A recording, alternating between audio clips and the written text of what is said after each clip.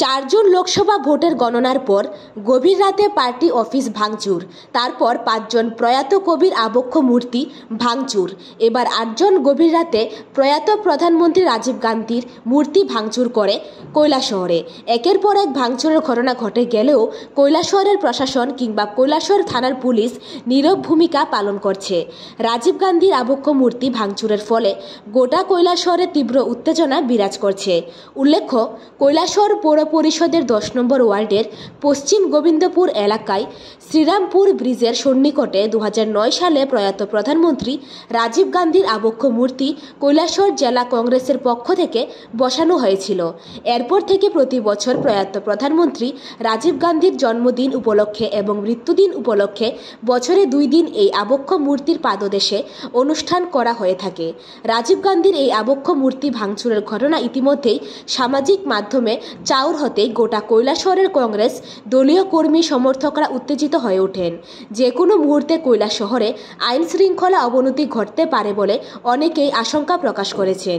এ ব্যাপারে কৈলাসহরের বিধায়ক তথা প্রদেশ কংগ্রেসের প্রাক্তন সভাপতি বীরজিৎ সিনহাকে জিজ্ঞেস করলে উনি এই ঘটনার তীব্র নিন্দা এবং ধিক্কার জানিয়ে বলেন, রাতের অন্ধকারে যারা এই ঘটনা করেছে এরা কাপুরুষ। ক্ষমতা থাকলে দিনের বেলায় এসে ঘটনা করার জন্য বীরজিৎ সিনহা চ্যালেঞ্জ করেন।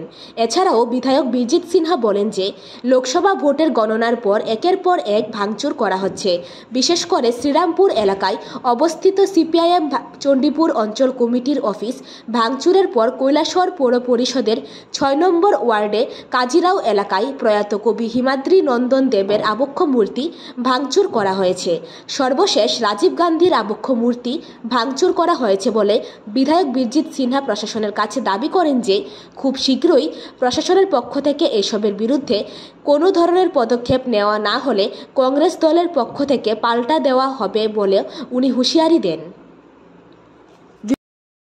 কৈলাসহরে গোবিন্দপুরের 10 নম্বর ওয়ার্ড অর্থাৎ শ্রীরামপুর ব্রিজের সংযোগস্থলে রাজীব গান্ধীর মর্মর মূর্তি আমরা প্রতিষ্ঠা করেছিলাম 2009-এ এবং অনেক আগে এই মূর্তিতে ভাঙার চেষ্টা করেছিল।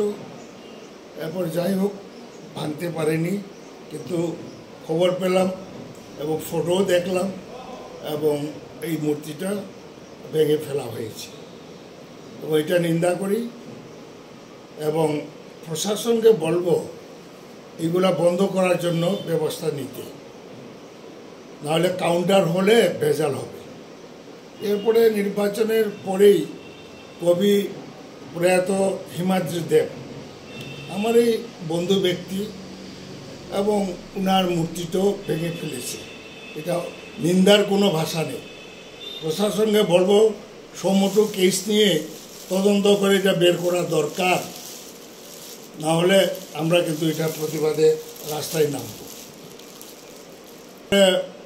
সিপিআইএমের দলের শ্রীরামপুরে পার্টি অফিসেও ভাঙচুর হয়েছে এবং ক্ষয়ক্ষতি করেছে।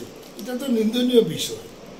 কাপুরুষ দিনের বেলা আসে না কেন, রাত্রের অন্ধকারে মাতাল হয়ে মদমত্ত হয়ে এগুলা কে বা করায় তাদেরকে আমি অনুরোধ করি এটা বন্ধ রাখি।